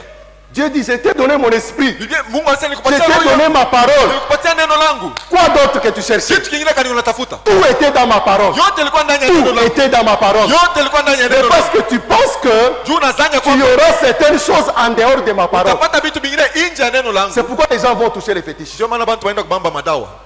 Parce que les gens pensent avoir certaines choses en dehors de la parole de Dieu. Bantu wanazanya kupokea vitu vingine nje ya neno la Mungu. Quand tu lui parles, Wakati anasema, il te dit c'est tout. anasema njoo bio. Je dis oui, c'est tout. Kama unahubiri Il anasema njoo. s'attend à autre chose Yeye anangojea kitu de kingine la parole de Dieu. ya neno la Mungu. C'est pourquoi nous faisons des serviteurs de Dieu des féticheurs. Ndio maana tunafaa batumisha Mungu wanakuwa mifumu. Nous faisons des hommes de Dieu des féticheurs. Tunafaa batumisha Mungu wanakuwa Parce que mifumu. toi, tu t'attends, après la parole, il y a autre chose. Wao unangojea sema kisha neno kuku kitu kingine. Tu es convaincu Unahakikishwa. que écouter la parole ne suffit pas pour te Kusikia neno bénir. la Mungu akutoshwe juu ubarikiwe. Tu es convaincu. Unahakikishwa. C'est tout. Njoo basi. C'est pourquoi il y a des gens qui disent dans cette église, il n'y a pas de feu. Kuku bantu wengine sema kanisa Je vais la mettre. Parce que pour lui, Juu écouter yake. la parole ne suffit pas. Kusikia neno la Mungu Il faut akuenee. le toucher, Kumugusa. il faut le rendre, il faut qu'il tombe, Tafadhali il faut anguke. qu'il se relève, il Tafadhali faut qu'on asimame. dise quelque chose sur lui, Bafanye il kitu faut qu'on moja voit juu quelque... yake. S'il n'y en a pas, Batabiri juu je ne yake dis pas que c'est mauvais. kama ina yako. Mimi sisemi ni mubaya. Mais les vrais, Lakini ya kweli vous savez, Dieu, Mungu pour te former, juu yako kufundisha. il va te sevrer Atakutosha kumaziwa. des choses émotionnelles. Ya vitu vya kuchamuka chamuka. Dieu va te sevrer. Mungu atakukataza. Bien-aimé, Dieu va te sevrer. Mungu atakukataza, Pas de vision, atakutosha. pas de révélation, Hakuna pas de rêve, onyo, rien. hakuna neno moja ya upekee. Tu as ma parole. Uko na neno langu. Tu as ma parole. Uko na neno langu. Avec cette parole, Na hiyo tu neno vas vivre la manifestation de ma utaishi puissance. kuonekanika kwa uwezo wangu. Parce que nous nous attendons Juu sisi tunangojea à autre chose que la Bible. kukitu kingine kuliko Biblia. Quand nous avons bon nombre de Dieu, Wakati unaenda kwa mtumishi wa Mungu, c'est tout. kunaishia hapa. Bon, on a prié, on a prêché, mais c'est tout. Tunaomba banahubiri kunaishia hapa. Là-bas, c'est bien quand tu es après la prière. Kule kisha maombi, Tu vois l'homme de Dieu va prier pour toi. unaona mtumishi wa Mungu anakuombea. Et pourquoi il y a beaucoup de féticheurs? Ndio maana bamifumu beko bamingi. Il y a beaucoup de féticheurs. Bamifumu beko bamingi. Beaucoup de féticheurs. Bamifumu ni bamingi. Beaucoup. Bamingi. Et des fois, nous poussons les hommes de Dieu Mara mingi tunasukuma batumishi wa à Mungu trop de cérémonies bafanye maandamano ya mingi mingi. pour que tu sois convaincu Juu uhakikishwe. que Dieu est là. Nasema Mungu yuko hapo. Pour que tu sois convaincu que Dieu est là. Juu nahakikishwa sema Mungu yuko hapo. Vous savez, un jour, avec un homme de Dieu, Siku moja na mtumishi moja wa Mungu, quelqu'un a prêché normalement. mtu moja alihubiri kwa kawaida, fini. anaisha Et à la fin, kumwisho, quelqu'un a dit c'est tout. mtu anasema kunaisha. Il dit oui. Sasa ndio On n'a pas invoqué le feu. atukuite moto. Il est convaincu. Yeye S'il anahakikishwa n'a pas invoqué le feu, bila kuita moto il n'est pas béni. ashibarikiwe. Il est convaincu. Eko na hakikisho. C'est pourquoi des fois, il y a des choses que nous faisons pour satisfaire l'état émotionnel des gens. Ndio maana kwa vitu vingine watu wanafanyaka juu ya kufurahisha vya kuchamuka vya bantu. Nous voulons satisfaire l'état émotionnel. Tunataka kufurahisha vya kuchamuka. Comme conséquence, Kama il matukio. y a trop de bébés. Kuku batoto batu wengine Le batoto. jour qu'il ne voit pas, Siku ashione. il ira ailleurs. Atenda fasi nyingine. Rassure-toi, il ira ailleurs. Atenda Il fasi suffit nyingine. qu'on lui dise là-bas. Tafadhali bamwambie Non, je kule. n'ai jamais vu. Ashaonaka. Il ira là-bas. Atenda Et kule. quand il arrive là-bas, Wakati il anafika n'est kule. pas satisfait. Asifurahi On lui dit tena. là-bas. Wanamwambia Non, kule. tu n'as pas encore vu. Au yaonaka mambo. Il circule des églises en Hapo église, naama akanisa moja mpaka des kanisa groupes de ingine. prière en groupe de prière. Na ningia magumu Il est kuja maombi. sûr Eko na que la hakikisho. parole ne suffit pas Neno hii aieneye. pour qu'il soit béni. Juu abarikiwe. Il est sûr. Eko na hakikisho. Bien-aimé, Wapendwa, Dieu veut ce soir Mungu que anapenda tu magharibi comprennes uelewe. pour ta vie là. Dieu Il a maisha tout yako. mis dans la Bible. Alitia vyote ndani ya Tout Biblia. est dedans. Vyote viko Ton ndani. mariage, tes enfants, Ndoa yako, ton travail, watoto ta yako, prospérité. kazi. Tout est dans la Bible. Maendeleo vyote viko ndani ya Biblia, vyote. Tu ne trouveras rien en dehors de la Bible. Hautapata Si kitu quelqu'un nje te ya dit Biblia. Kama mtu qu'en anakuacha dehors de la Bible, j'ai autre chose, c'est nje un ya Biblia, féticheur. niko na kitu Ne le suivez kingine, pas. Si usimfuate. quelqu'un te dit, Kama mtu oh non, toi tu penses que tous ces gens-là, il n'y a que la Bible. Wanaweza sema wale watu wote ni mpaka ni Biblia hii. Il t'a dit que pour réussir, il faut ajouter autre chose à la Sasa Bible. nikwambia sema juu ya kuweza pasali kuongeza kitu kingine pa Biblia. Qui t'a dit qu'il faut qu'on ajoute des choses? Tafadhali kuongeza bintu. Vous pensez que tous ces gens-là, c'est seulement la Bible? Nasema bunge babantu bale ni mpaka Biblia. Ils ont des choses. Beko na bintu. Ils ont des choses. Beko na bintu. Ils ne vous disent pas. Abamyambie. Seulement, Jésus t'aime. Tout ce moment, Jésus t'aime. Mpaka Yesu anakupenda. Vyote vinaanza mpaka Yesu anakupenda. Jésus t'aime. Yesu anakupenda. Quelqu'un dit Amen. Mtu mmoja anasema amina. Quelqu'un dit Amen. Mais Dieu veut Mungu anapenda que en le découvrant, mkumfumbua tu sois transformé à son image. ubadilisho kwa mfano yake. Que tu sois transformé, que je sois transformé. Ubadilisho kwa mfano yake. La métamorphose. Je vais vous donner la définition de la Kugeuka. métamorphose. Nitampatia ufafanuo ya ile hali ya kugeuka. J'ai écrit la définition. Niliandika ufafanuo. Tu es où la définition? Tu es où? J'ai écrit la définition de la métamorphose. La métamorphose, voilà. La métamorphose correspond Kugeuka maana yake à des changements morpho-anatomiques et physiologiques brusques, irréversibles. Irréversibles. yasiyobadilika, Changeant le plan d'organisation de l'individu. inabadilisha mwili ya mtu. C'est-à-dire, Ni kusema quand quelqu'un est dans un processus de transformation, kama mtu eko mwile mwenendo ya c'est kugeuka, un processus irréversible. ni mwenendo moja haiwezi kurudia C'est-à-dire que tu tena ne peux pas nyuma. revenir à l'état initial. Sema haiwezi kurudia tena kumwanzo. Non, Hapana. tu ne peux pas revenir à l'état initial. Hawezi tena kurudia kule njia. Non, Hapana. c'est fini. Kunaisha. C'est-à-dire dans le processus de transformation, Sema ile mwenendo nous allons d'un niveau tuko à un niveau plus élevé, tunatoka mkipimo moja d'une mkipimo wa vie juu. à une vie plus grande, Uzima moja pa kuzima moja d'une kubwa. vie de sanctification, une sanctification Uzima plus moja ya grande, utakaso, d'une utakaso vie moja de kubwa. consécration à une vie de Uzima moja consécration plus kujitoa grande, na kujitoa une kubwa. vie de transformation Kipimo dans le moja langage, mabadiliko, dans le comportement, dans le mwenendo, caractère, dans la tabia, façon de vivre, dans la namna façon de kusema, penser. namna C'est kufikiri. d'une vie à une vie plus grande. Ni maisha moja mpaka maisha moja. C'est-à-dire qu'il est impossible Sema iwezekane que Christ se révèle à toi et rester la même personne. Kristo ajifunue kwako Il na est ubakie mtu moja moja. impossible que Christ Haiwezekane se révèle à toi Kristo ajifunue kwako et rester la même na personne. ubaki paka ule C'est mtu pourquoi mwenyewe. quand Christ s'est révélé à Paul, Ndio maana wakati Kristo la ajifunua vie kwa de Paulo, cet homme a radicalement changé. maisha ya ule bwana iligeuka pale Le pale. brigand, le Maneno meurtrier est devenu un prédicateur de l'évangile. muuaji akakuwa mhubiri wa Et injili. c'était irréversible. Hakuweza tena kurudia kumwanzo. Non, bien-aimé, Hapana mpendwa. irréversible. Haiwezi Ça kugeuka. veut dire, Ni kusema dans le processus, mwenendo, ma soeur, dada, tu ne peux pas. hawezi. Aujourd'hui, tu es haut. Leo uko wa Demain, tu yulu, es bas. kesho unashuka. Aujourd'hui, tu es changé. Leo Demain, unabadilika, tu retournes à l'état initial. kesho unarudia vile ukuyako Non, mwanzo. c'est impossible. Haiwezekani. C'est-à-dire que le départ est mauvais. Ni kusema mwanzo yako mwenendo ya kumwanzo iko mbaya. Le départ est mauvais. Mwenendo ya mwanzo iko mbaya. Quelle est cette progression Ni kupanda kanikule qui ne te transforme pas, akukugeuze, qui ne me change pas? akunigeuze.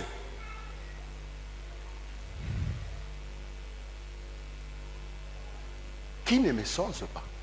Parce que Hainigeuze. tu ne peux pas Juu hawezi refléter kuonyesha une gloire qui ne t'a pas toi-même transformé. utukufu moja ambaye haikugeuze we mwenyewe. C'est-à-dire, Ni kusema quand tu plonges ton regard dans la loi de l'Éternel, wakati unaangalia plus ndani ya tu sheria lis ya la Mungu, parole, zaidi plus unaishi tu neno, le découvres, zaidi unaifumbua. l'Esprit de Dieu Roho ya Mungu te fait découvrir Christ inakufumbulisha dans Kristo toutes ses facettes. mumahali Et yake plus tu yote. le connais, Zaidi unamjua, plus ta communion, ta relation avec zaidi Dieu monte. ushirika, mapatano, uhusiano Et yako plus ta inaendelea. relation et ta communion montent, Zaidi maabudu na ushirika wako inapanda. même inconsciemment, Hata bila kuwa na dhamiri wazi, tu es en train de changer. huku nageuka.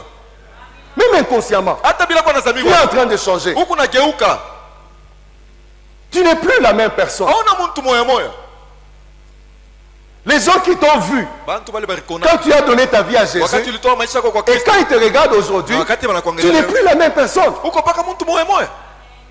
Le but de Dieu, Kifukuzio ya c'est Mungu pas juste que nous soyons là et nous bénissons. Haina Non, tu bien aimé, tukwepele, unatubariki. c'est reproduire Hapana, l'image de wapendwa. Christ. Ni kutosha Reproduire mfano wa Kristo. l'image de Dieu. Ni kuzala Le but de picha ya Dieu, Kristo. c'est que toi et moi, Kifukuzio ya Mungu ni sur wewe la na mimi terre, pa dunia. nous sommes appelés à reproduire. Tumeitwa kuzaa C'est là d'une gloire Kulinganisha. à une gloire plus Kutoka grande. utukufu moja mpaka C'est-à-dire, utukufu moja kubwa. s'il y a 3 ans, Kama kulikuwa miaka j'avais tatu une expérience avec Dieu, nilikuwa na un maneno niveau de maadilishi na relation. Mungu, kipimo moja ya Mais aujourd'hui, uhusiano. Aujourd'hui, Leo c'est encore plus profond. inakuwa tena ya uketo kabisa. Aujourd'hui, c'est encore Leo plus profond. ni ya uketo sana. Parce que nous sommes les mêmes. Juu tuko sawa sawa.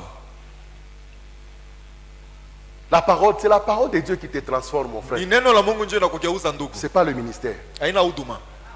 Le ministère ne va pas te changer. Huduma itakugeuza. C'est la parole de Dieu qui change. Ni neno la Mungu ndio Le inabadilisha. ministère ne va pas te changer. Huduma Tu itakugeuza. vas te rendre compte que le ministère ne t'a pas changé. Utatambua sema huduma ikugeuze. Après la vraie nature, là, quand ça va sortir, là, Kisha hali yako ya kweli pale le itaonekanika. ministère ne t'a pas changé. Na huduma Ça ikugeuze. ne change pas quelqu'un. Ile inaambia mtu moyo. C'est la parole de Dieu qui change les Ni cœurs. neno la Mungu C'est ndio pas le inabadilisha ministère, c'est mtu. pas l'exercice. Haina huduma. Ce n'est pas parce que je vous prêche Haina chumi kuna mihubiri. que je suis. Non, non. Ndio mimi nakuwa C'est en hapana. descendant d'ici. Ni mkutoka hapa mimi C'est nashuka. pas à la chair. Haina kumimbari. À la chair, tout est beau. Kumimbari Ah, kwetu nos viko vizuri. docteurs, c'était beau. Biko Nos docteurs, vizuri. c'était puissant. Biko vya uwezo. Et moi, je me contente, oui. Na mimi nafurahi, Non, mon frère. ndio. Non, mon frère. La vie Ndugu. chrétienne, c'est quand tu descends.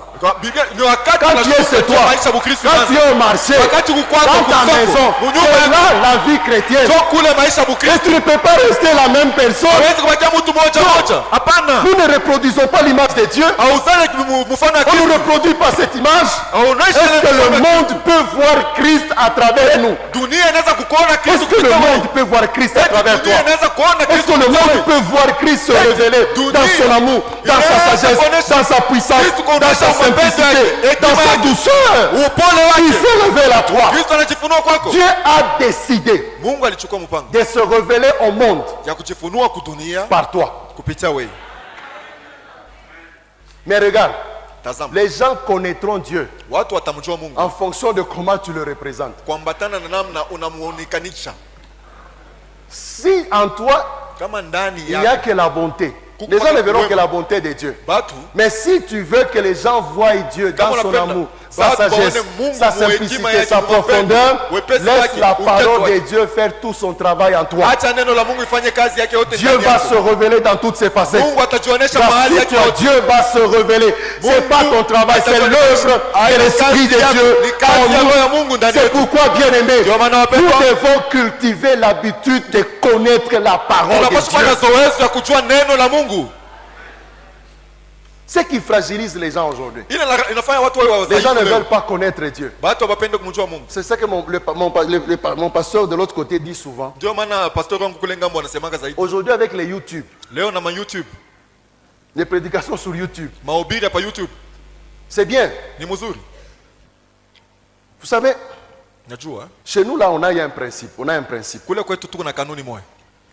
Même si TD Jakes vient, Hata kama TD Jakes anakuya, il prêche, il anahubiri, crie, il analalamika, saute. analuka, Gloire à Dieu. utukufu kwa Mungu. On est bénissant. Tunabariki. Mais c'est la nourriture de la maison qui m'édifie en premier. Lakini mbele ni chakula ya munyumba njoo inanijenga ya kwanza. Et on nous exerce à connaître la parole Na de Dieu. wanatusukuma tujue neno la Mon Mungu. pasteur, Dada. si tu connais Dieu, Kama unamjua il n'y a Mungu, rien qui va te dévier. hakuna kitu On ne te trompe kitakuwa pas. kipimo Même kwako. dans les Usidanganyike. situations Hata difficiles, kwa mambo magumu, parce que tu le connais, juu unamjua. tu crieras à lui. Utamlalamikia. Parce que tu le connais, Juu tu unamjua. crieras à lui. Même Utamlalamikia. quand tu es seul, Hata il n'y kama a peke personne. yako, hakuna Au milieu de la nuit, tu vas Bushiku. te lever, tu dis Utasimama. ainsi parle l'Éternel. Utasema La yawe. parole de Dieu déclare. Neno la Mungu Bien inasema, aimé, la parole sortira de ta bouche. neno la Mungu itatoka mkinywa yako. Pas de pleurs, Mudhipimo. pas de murmures, Ndani pas hapa- de plaintes. Hapana Mais la parole de kuomboleza, hapana l'Éternel. kunungunika. La Neno la parole Mungu. de Dieu. Neno la Mungu. La parole de l'Éternel. Neno la Yahweh. Vous savez, quelqu'un va prier 3 heures. Unaona mtu anaomba saa tatu. Aucun verset de la Bible dans la bouche. Hakuna shahidi hata mwa Rien. Biblia mkinywa wa hakuna kitu. Dieu agit. Mungu Dieu tenda. agit. Dieu Tenda agit. Mungu. Mungu Dieu agit. tenda. Dieu agit. Tenda Oui, Mungu. mais sur base de quoi? Sasa utategemea pa nini juu Sur atende? base de quoi? Unategemea pa Parce que nini? nous sommes dans une culture. Juu tuko mtabia moja, desturi moja. Une culture, Desturi tu veux qu'on t'apporte tout. unapenda bakuletee vyote. C'est ça la culture. Njoo desturi yetu. Tu ne veux pas les chercher. Haupende kwenda Tu ne veux kutafuta. pas les fouiller. Haupende kwenda Tu ne veux pas kuchunguza. connaître. Haupende Tu ne kujua. veux pas les chercher. Haupende kwenda Tu veux kutafuta. qu'on t'apporte. Unapenda bakuletee. C'est pourquoi tu n'as pas de Bible. Ndio maana una na Biblia. Ça ne te dérange pas, tu n'as pas de Bible. Abikuzuru abiko hauna tasa ni mubaya hauna na Biblia. Tu n'as pas de Bible. Hauna na Biblia. Tu ne lis même pas la Bible. Hausomaki hata Biblia. Rien. Hakuna kitu. Tu n'as pas le temps. Hauna na wakati ya kusoma. Je n'ai pas le temps, mon frère. Sina na wakati Mon ndugu. frère, j'ai pas le temps. Sina na wakati. J'ai pas le temps, mon Sina frère. na wakati ndugu. Mon frère, je vais lire la Bible quand? Tasoma Biblia saka. Je serai au culte le soir. Takuwa kuibada magharibi. Écoutez une prédication. Kushikia Moi, mahubiri. j'ai dit à mon épouse, Niambia mke wangu. écoutez la prédication. Vous savez, il y a des gens, vous savez, aujourd'hui, YouTube. Unaona leo Tu YouTube. peux écouter la prédication dans la voiture. Unaweza kusikia Tu mahubiri peux écouter kwa la gari. prédication chez toi. Unaweza kusikia mahubiri Mais kwako. ça ne doit pas remplacer ta propre méditation de la Lakini, parole de Dieu. haitakuwa Ça ne doit pas remplacer. tafakari kwako kwa Écouter pekee une kwa neno la prédication ne doit pas remplacer la méditation de la parole de haiwezi Dieu. kukomboa Ça ne peut pas remplacer, mon frère. kujifunza neno la Mungu. Arrête d'écouter toutes les prédications du monde. Wakati Prends la Bible. Dieu va te parler. Il va se révéler à toi dans une relation personnelle. Munani uhusiano moja Dans une relation personnelle. uhusiano wa pekee. Tu écoutes tout le monde. Unasikia bantu Il y a wote. déjà, il écoute tout le monde. Huko bantu bako nasikia Il y a bantu toutes wote. les prédications. Mahubiri yote kwa. Matin, midi et soir, il écoute les prédications. Mais il n'a pas le temps. Eko na wakati ya kusoma D'ouvrir la Biblia, Bible lakini ana wakati et ya de lire kusoma la parole de Biblia Dieu. na kusoma neno la Mungu. Mais il écoute toutes les prédications. Eko nasikia Ce mahubiri message yote. dont je l'ai déjà suivi. Huyu misha Ce kumfuata. message, je le connais. Huyu namjua huyu. Dieu t'attend Mungu anakongojea. dans sa parole. Mu neno lake. Dieu t'attend là-bas. Mungu anakongojea C'est ndani là yako. le processus de Ndio transformation. mwenendo wa mabadiliko. C'est là le processus Ndio de mule mko mwenendo transformation. wa mabadiliko.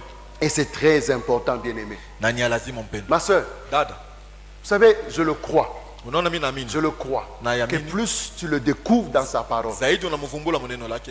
même seul, Hata peke yako. dans une expérience, Mkuishi kwa maneno. tu le vivras. Utamuishi. Vous savez, Unajua par moment, wakati mmoja. quand tu désires, dis à Dieu, Tazama. Seigneur, révèle-toi. Mwambia Mungu, Bwana unijifunue kwangu. Révèle-toi à moi. Ujifunue kwangu. Je veux, moi, te connaître. Napenda mimi kukujua. Oui, c'est le Dieu de Papa Zacharie. Ndio ni Mais Mungu je wa veux Baba que tu Zacharie. deviennes mon Dieu. Napenda Je uwe veux Mungu te wangu. connaître. Je Napenda veux te kukujua. découvrir. Napenda Je veux te kukuvumbua. découvrir. Napenda kukujua. Il va se révéler d'une façon exceptionnelle. Tajifunua mnamo moja ya pekee. Parce que l'Esprit de Dieu est en toi. Juu roho ya Mungu iko ndani yako. Ce n'est pas l'intelligence humaine, Haina akili ya mais bumuntu. l'Esprit de Dieu est en toi. Roho ya Mungu iko ndani Il yako. va révéler Christ dans une Itamfunua gloire que tu Kristo. n'as jamais imaginé. Utukufu ila kuyafikiri. Il va révéler Christ en toi. Atakufunua Kristo ndani yako. Et même, Hata vous savez, najua là c'est un point important avant de terminer. hii ni nukta ya lazima mbele ya kumaliza. Vous savez pourquoi nos services ne sont pas efficaces? Unajua jua nini makazi yetu aina ya uwezo? C'est parce que nous ne sommes pas transformés. Ni juu hatuna wenye kubadilika. Nos services ne sont pas efficaces Makazi yetu tunafanya aina ya parce que uwezo. nos vies ne sont pas transformées. Maisha yetu yenye kubadilika. Vous savez, beaucoup de gens résistent à Dieu. Unaona bantu bamingi beko nashindana na Mungu. Beaucoup résistent à Dieu. Bamingi beko nashindana na Mungu. Beaucoup résistent à Dieu. Bamingi wanashindana na Mungu. Tu veux que Dieu te donne, Unapenda Mungu akupe, mais tu ne veux pas changer. lakini wapende kugeuka. Tu veux que Dieu te donne. Unapenda Mungu akupe, C'est là le féticheur. Njoo Quand vous allez chez un bakufungu bali. féticheur, tu n'as pas besoin hauhitajiwe de le connaître. kumujua. Je m'en fous. Il est qui? Il s'appelle comment? Je Eko nani, n'ai jina pas lake besoin ni de nani? son nom. Shina na lazima kujua Résous jina. mon problème. Wewe leta jibu kwa mambo C'est yangu. ça la relation avec un féticheur. Njoo uhusiano na mfumu. Mais Dieu n'est pas comme ça. Mungu ana vile. Dieu veut que tu le connaisses Mungu anapenda mjue. parce que c'est dans la connaissance de qui il est Ni mkujua que tu kile yako. découvres ce qu'il a prévu pour toi. Wanavumbua kila litayarisha juu yako. Mais comment vas-tu le connaître? Namna kani utamjua? C'est dans sa parole. Ni ndani ya neno lake. C'est dans sa parole. Ni ndani ya neno lake. Et aujourd'hui, le diable travaille Leo shetani yako à anatumika. dire aux gens la parole de Dieu ne suffit pas. Anaambia neno la Mungu ayenee. Ça ne suffit pas, mon frère. Ayenee ndugu. Servons le Seigneur. Tumtumikie Mungu. Servons le Seigneur. Tutumikie Mungu. Et je sers Dieu Na mimi namtumikia Mungu sans moi-même être transformé. bila mimi mwenyewe kugeuka. Mais il faut que je laisse à l'Esprit de Dieu le temps de me façonner. Tafadhali niachie roho ya Mungu wakati ya Je kunitengeneza, dois laisser à kunigeuza. l'Esprit de Dieu le temps. Napaswa kuachia roho ya Mungu wakati. Pourquoi? Juu ya nini? Parce que c'est d'un processus à un Juu autre. ni toka mwenendo moja mpaka Maintenant, ingine. regardez, Tazameni. à chaque étape, Mkila hatua il y a des choses qui t'attendent. kuko bintu binakongojea. Tu vois l'avantage? Unaona faida. À chaque étape Mukila hatua de la transformation, ya mabadiliko il y a des choses qui t'attendent. kuko bitu Il y a des choses que Dieu ne peut pas anticiper. kuko bitu bile Il Mungu y a des hashezi choses que Dieu ne kutangulisha. peut pas te donner Kuko bitu Mungu hashezi parce kukupatia que tu n'es pas encore arrivé à un stade de la transformation. juu yafika mkipimo wa fulani ya mabadiliko. Il y a des niveaux de gloire Muko que mubipimo Dieu ya ne utukufu peut pas me donner ile Mungu hashezi parce que je kulipa ne suis pas encore arrivé à ce stade. juu shafikia mwile kipimo. Je ne suis pas encore arrivé à ce stade-là. Shafikia mwile kipimo. Il y a des gens Kuko bantu que j'ai compris bale qui mirielewa ont eu des choses, mais quand tu regardes, ils ont laissé Dieu baliacha Mungu faire le processus, kufanya mwenendo, faire le chemin. kufanya njia. Alors que je demande des choses à Dieu, Sasa naomba bintu que kwa Mungu. Dieu agisse, Mungu que Dieu atende. me bénisse, Mungu que anibariki. Dieu me donne. Mungu anipe. Mais Dieu dit, tu n'es pas encore arrivé au stade. Mungu anasema yafikia mwile kipimo. Pourquoi veux-tu que je te donne des choses qui correspondent à un niveau auquel tu n'es pas? Jua nini unapenda nikupatia bitu biko mkipimo mula wewe haunamo? Comment veux-tu? Je, unapenda? Comment veux-tu une gloire? Namna kwenye unapenda utukufu moja, Mais cette gloire, lakini ile ça a une utukufu exigence. iko na masharti yake, makanuni yake. Cette gloire Ile est utukufu liée à un degré. inambatana na kipimo C'est ce que moja. nous avons dit par rapport au Jua- tabernacle. Tulisema kupitia ema, L'or n'est pas dans les parvis. dhahabu haina ndani. Non, l'or et le bronze, tu ne verras pas l'or dans les parvis. Dhahabu hautaona mubaraza Il y a la des choses que Dieu a préparées, kuko vitu Mungu mais ça alitengeneza. suit un processus. Biko nafuata Ça suit mwenendo. un chemin. Inafuata Et plus njia. tu avances avec Dieu, Zaidi unaendelea plus Mungu. Dieu te révèle ces choses, Zaidi Mungu il te anakufunulia donne vitu. ces choses Anakuonyesha parce qu'il vitu. dit tu corresponds. Jua anasema unambatanishwa na Corresponds. Una Mais là, matana. je peux te donner. hapa mimi naweza kukupatia. Continue encore. Endelea tena. Cherche ma face. Connais-moi Uso encore. wangu. Et plus tu avances, Zaidi unaendelea. plus Dieu te donne. Zaidi Mungu Alors, anakupatia. quel est le secret?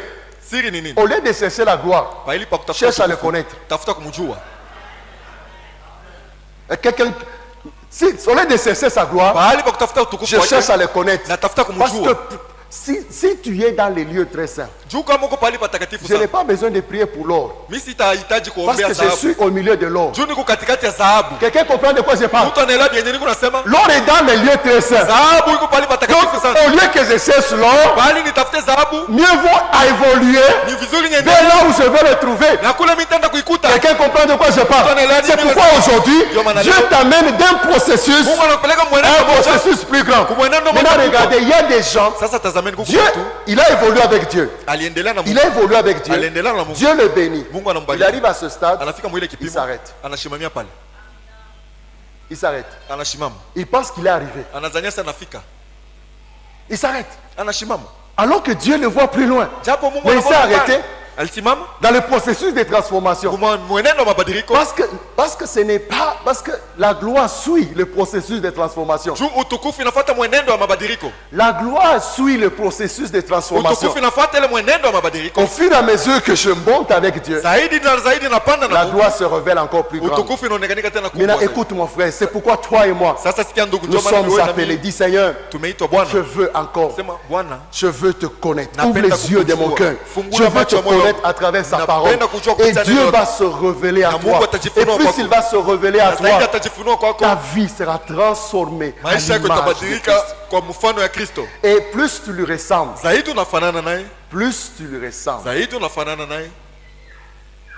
Pas dans le physique, Hapana mbia kuonekanika hivi. pas dans le physique, Hapana mbitu ya kuonekanika. mais plus tu lui ressembles Wakati unamfanana dans ta marche chrétienne, mwenendo wa Kristo, plus il se révèle à toi zaidi anajifunua kwako. dans une gloire plus grande. Mtukufu moja kubwa. Ce que tu as, Yenye uko nayo c'est en fonction. ni kuambatana. C'est en fonction du degré. Ni kuambatana na kipimo. Mais vous savez, bien aimé, Unajua wapendwa, nous cherchons tellement la gloire, tunatafuta zaidi mais on utukufu. refuse le processus de transformation. Tunakatala mwenendo ya mabadiliko. Nous cherchons tous la gloire, Sisi wote tunatafuta utukufu. mais les gens refusent le processus de Lakini transformation. batu wanakatala kutembea mwenendo ya mabadiliko. Je suis désolé, je Nafadhaika. suis désolé de te dire, Nafadhaika kukwambia. ce n'est pas en priant, Haina mkuomba. Seigneur, Bwana, transforme-moi. unibadilishe. Seigneur, transforme-moi. Unigeuze, Bwana. Seigneur, Bwana, transforme-moi. unigeuze. Que tu es transformé. Njoo nageuka. Non, Hapana. non. Hapana. La transformation n'est pas un don. Mabadiliko haina zawadi. C'est pas un don. Haina zawadi. Sois transformé au nom de Jésus. Non, non, Ubadilishwe c'est faux. mjina la Yesu, bibi ya bongo. Sois transformé au nom de Jésus. Ubadilishwe mjina la Yesu. Non, non, Hapana. non, non. Applique la parole.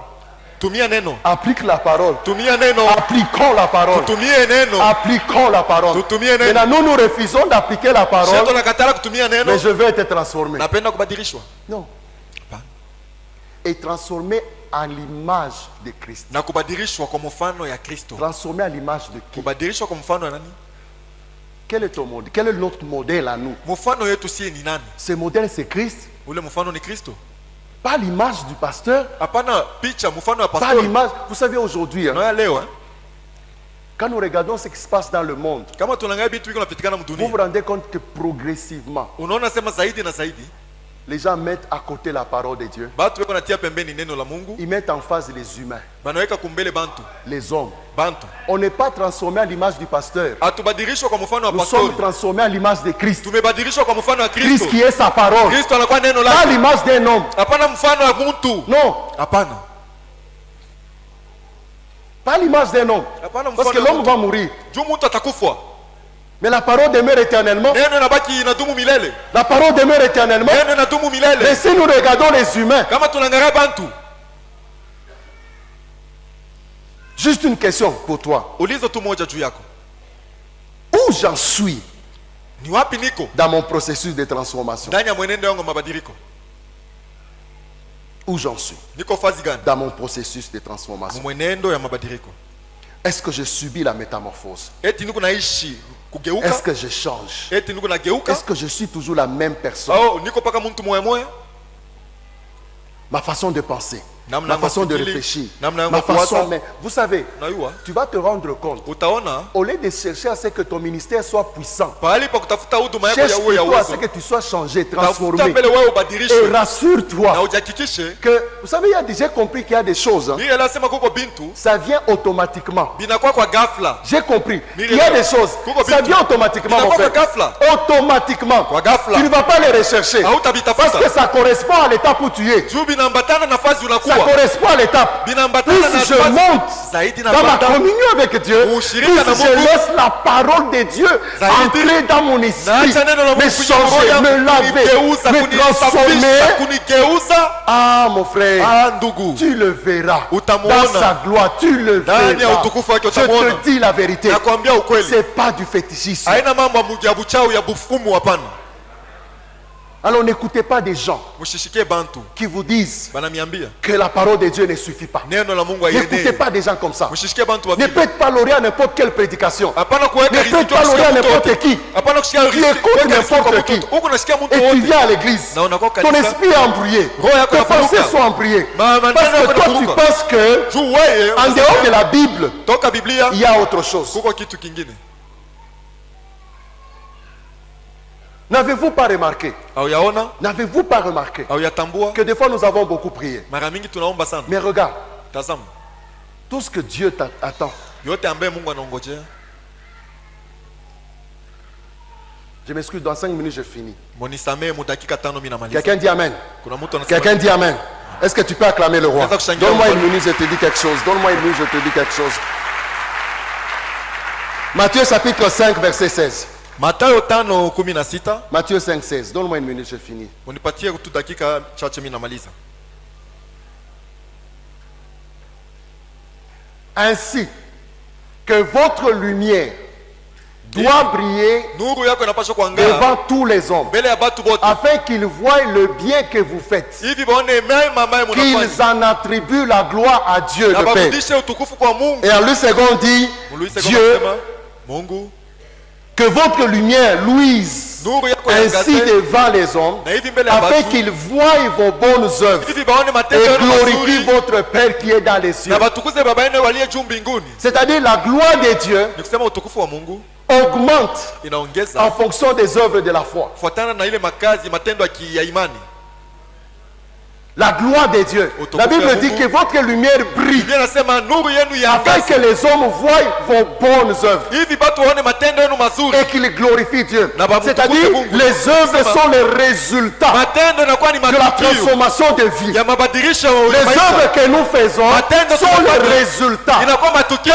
Quand nos vies sont transformées, Wakati maisha yetu les inageuka, œuvres ne peuvent que refléter la gloire de matendo Dieu. yanapaswa kuonyesha utukufu ya Mungu. Que Que votre lumière luise nuru yako iangae devant les hommes. mbele ya batu. C'est-à-dire quand nous sortons, Sema wakati les gens tunatoka, voient batu wanaona Dieu en nous. Mungu ndani yetu. Quand ils voient Dieu en nous, Wanaona Mungu à ndani yetu travers les œuvres, kupitia makazi, matendo, à travers un mode de vie, kupitia à travers un comportement, mwenendo moja à travers une façon de kupitia vivre, namna ya kusema na namna ya ils kuishi. voient Wanaona et ils glorifient Dieu. na Et wanamtukuza quand Mungu. ils glorifient Dieu, Wakati wanamtukuza Dieu Mungu, te glorifie en lui. Mungu anakutukuza ndani. Quand il glorifie Dieu Wakati wao à wanamtukuza travers ta Mungu vie, kupitia maisha yako, quand le nom de Dieu est wakati glorifié jina la Mungu dans ta imetukuza vie, ndani ya maisha yako, Dieu te glorifie Mungu en lui.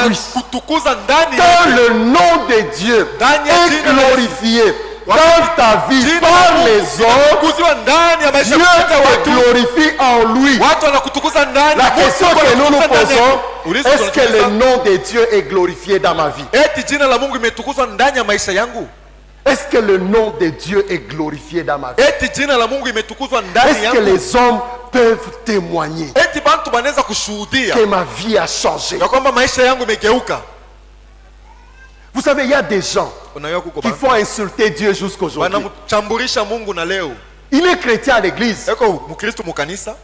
C'est à l'église qu'il est chrétien. Ni kukanisa njoo kwa C'est à Mkristo. l'église qu'il a l'anglais chrétien. Ni kukanisa njoo na C'est à mafundisho l'église ya qu'il montre Kikristo. qu'il est chrétien. Ni kukanisa njoo Mais unaonesha chez lui à la maison, kwake kumulango, dans ta propre maison, kunyumba yako mwenyewe. est-ce que vous savez Unajua? que des fois c'est nous-mêmes qui attristons l'esprit de Dieu dans Ishe nos benye maisons? njoo tunahuzunisha roho ya Mungu mu manyumba yetu. Dans ta propre maison, Munyumba yako mwenyewe. est-ce que Dieu est glorifié? Mungu anatukuzwa? N'allons pas loin. Tushende mbali. Dans ta maison, Munyumba yako.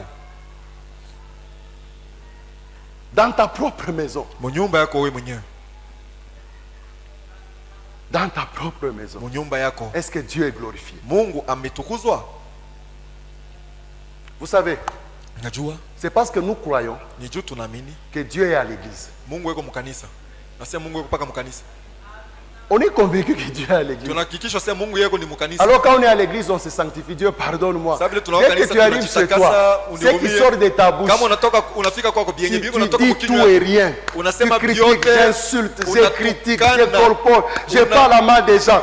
Et après, je me mets à genoux. Seigneur, mimi merci napiga pour la magoti, journée. Bwana, asante Tu m'as juu ya gardé, siku. tu m'as protégé. Ulinikinga. Mon frère, Ndugu, mon frère, ndugu, mon frère, ndugu. si ta vie ne glorifie pas Dieu, Kama maisha yako ikutukuze Mungu, tu ne seras pas glorifié en lui. hautatukuziwa na wewe. Si ma vie ne glorifie pas Dieu, Kama maisha yangu imtukuze maintenant que Mungu, chacun s'examine ce sio soir, pale kila mmoja est-ce que ma ajiangalishe. vie glorifie Eti maisha Dieu? yangu inamtukuza Mungu? Est-ce que ma vie Eti glorifie maisha Dieu? yangu inamtukuza Mungu? Nous allons nous tenir debout. Tutasimama juu Nous allons prier. na tutaomba.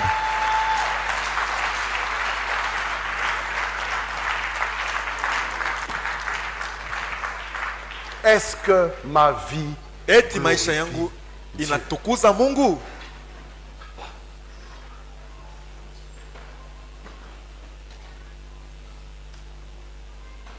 Est-ce que ma vie? Et La tu- Bible dit Bible que inasema, votre lumière luise Nuru yenu yangaze devant les hommes, mbele ya bantu, afin qu'ils voient vos bonnes œuvres hivi baone matendo yenu et mazuri glorifient Dieu. na batukuze Est-ce Mungu. que ma lumière luit? Nuru yangu eti nanga Et la splendeur, na kumeremeta, c'est un degré d'une gloire à une gloire plus grande. inakuwa inapaswa kwenda mkipimo moja juu Mais kabisa. si ma vie n'est pas transformée, Kama maisha yangu bado haigeuke, haibadilishwe, qu'est-ce que je vais briller? Qu'est-ce que je vais transmettre? ni nini ile mitatambukizia wengine? Que votre lumière luise. Nuru yenu yangae, Que votre lumière luise. nuru yenu yangae. C'est-à-dire, il est possible que cette lumière ne luise pas. Inawezekana ile nuru isiangaze. Christ en nous, la lumière du monde, Kristo ndani yetu, nuru ya ulimwengu, peut être étouffé. inaweza kuzimishwa. Christ en moi peut être étouffé. Kristo ndani yako anaweza kufinywa. Mais j'aimerais ce soir que chacun prie. Napenda magharibi ya leo kila mmoja aombe. Nous restons calmes, s'il vous plaît. Tunabakia kimya na wasi, Chacun devant Dieu. kila mmoja mbele ya Mungu.